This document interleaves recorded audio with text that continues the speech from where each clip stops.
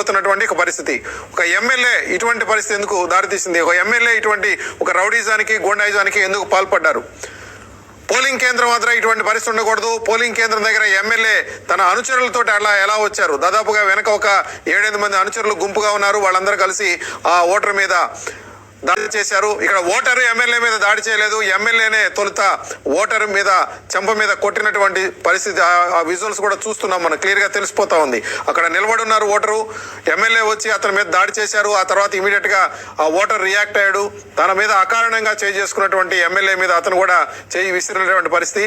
ఆ తర్వాత ఎమ్మెల్యే వెంటున్నటువంటి దాదాపు ఒక 7-8 మంది పాశవికంగా అతని మీద దాడి చేసి పిడిగుద్దులు కురిపిస్తున్నటువంటి విజువల్స్ చూస్తున్నాం. మా గుంటూరు రిపోర్టర్ రవీంద్రతో మాట్లాడదాం. రవీంద్ర, ఏంటి అసలు ఆ ఎమ్మెల్యే పోలింగ్ కేంద్రంలోంచి బయటకు వచ్చిన తర్వాత జరిగిన ఘటన? అది పోలింగ్ కేంద్రంలోకి వెళ్తున్నారా?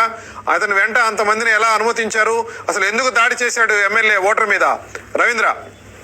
విజయనారాయణ గారు, అయితే ప్రధానంగా ఉదయం నుంచి అక్కడ ఆయితా నగర్ లో ఉన్న బూత్ లో ఎలక్షన్ అయితే మాత్రం మందకొడిగా కొనసాగుతుంది. అయితే భారీ సంఖ్యలో, అధిక సంఖ్యలో ఓటర్లు క్యూ లైన్ లో ఉన్న నేపథ్యంలో ఒక్కసారిగా ఎమ్మెల్యేతో పాటు దాదాపు 30-40 మంది ఒకేసారిగా రావడంతో ఆ ఓటరు ఎమ్మెల్యే ఒక్కడైతే ఒక అధికారం ఉంది కానీ లోపలికి వెళ్ళొచ్చు, మిగతా అందరూ ఏంటి ఇలా వెళ్తున్నారనే ప్రశ్నించినందుకు ఎమ్మెల్యే ఒక్కసారిగా కోపం వచ్చి అతనిపై దాడి చేసిన పరిస్థితి మనకు కనపడుతుంది.